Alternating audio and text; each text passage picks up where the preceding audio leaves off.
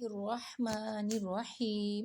نبی اکرم صلی اللہ علیہ وآلہ وسلم اکثر یہ دعا مانگتے تھے، یا مقلب القلوب ثبت قلبی علی دینک، اے دلوں کو بدلنے والے میرے دل کو اپنے دین پر قائم رکھنا۔ بسم اللہ الرحمن الرحیم۔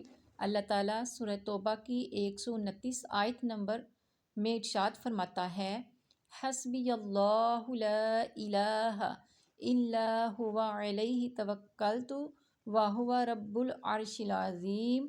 مجھے اللہ ہی کافی ہے، اس کے سوا کوئی معبود نہیں، اسی پر میں بھروسہ رکھتا ہوں اور وہ بڑے تخت کا مالک ہے۔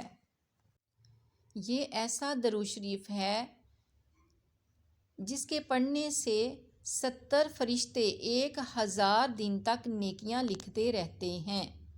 بسم اللہ الرحمن الرحیم۔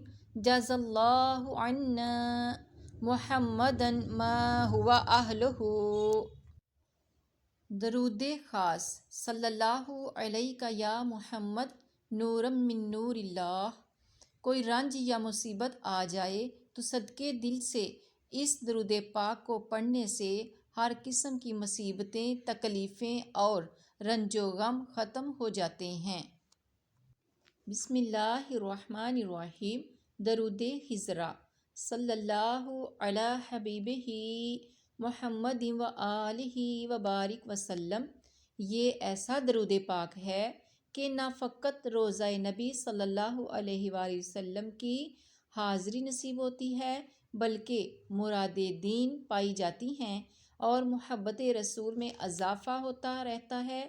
فی الحقیقت درود ہجرا ایک بڑی نعمت ہے۔